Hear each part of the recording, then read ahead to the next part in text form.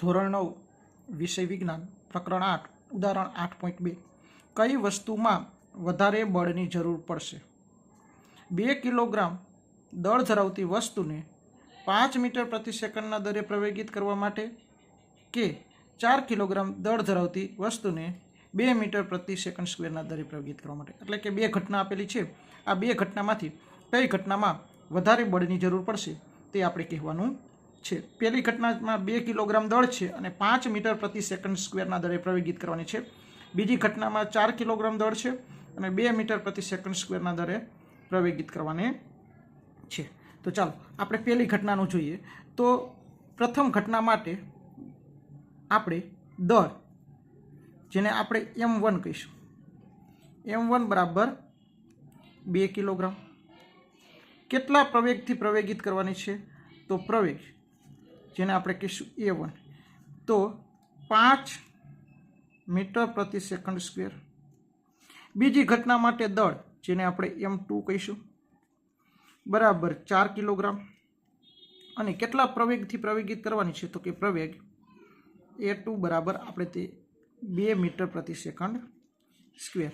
તો જરૂરી બળ, જેને આપણે F1 કહીશું, બળનું સૂત્ર છે F બરાબર ma. તો F1 માટે m1 a1, કારણ કે બે દળ અને બે પ્રવેગ છે એટલા માટે m1 a1 આપણે લખેલું છે. m1 2 કિલોગ્રામ ગુણ્યા a1 5 મીટર પ્રતિ સેકન્ડ સ્ક્વેર.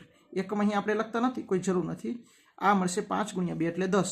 આ છે F1, એટલે કે પહેલી ઘટના માટેનું જરૂરી બળ છે, એટલા માટે અહીં આપણે જરૂર એકમ લખશું ન્યૂટન. તો F1 આપણને કેટલું મળ્યું? 10 ન્યૂટન. એટલે કે પહેલી ઘટના માટે 10 ન્યૂટન બળ જરૂરી છે. બીજી ઘટના માટે તો જરૂરી બળ બીજી ઘટના છે એટલા માટે એને આપણે F2 કહીશું, m2 a2. ચાલો, m2 કેટલું દળ છે? તો કે 4 કિલોગ્રામ ગુણ્યા પ્રવેગ કેટલો છે? 2 મીટર પ્રતિ સેકન્ડ. એટલે 4 ગુણ્યા 2 એટલે 8. તો આપણને F2 બળ છે એટલે પાછળ એકમ આવશે ન્યૂટન. કેટલા ન્યૂટન? તો કે 8 ન્યૂટન. તો કઈ ઘટનામાં વધારે બળની જરૂર પડી? તો કે પ્રથમ ઘટનામાં. તો અહીં આપણે લખશું, અહીં 2 કિલોગ્રામ દળ ધરાવતી વસ્તુને 5 મીટર પ્રતિ સેકન્ડ સ્ક્વેરના દરે પ્રવેગિત કરવામાં વધુ બળ જોઈએ.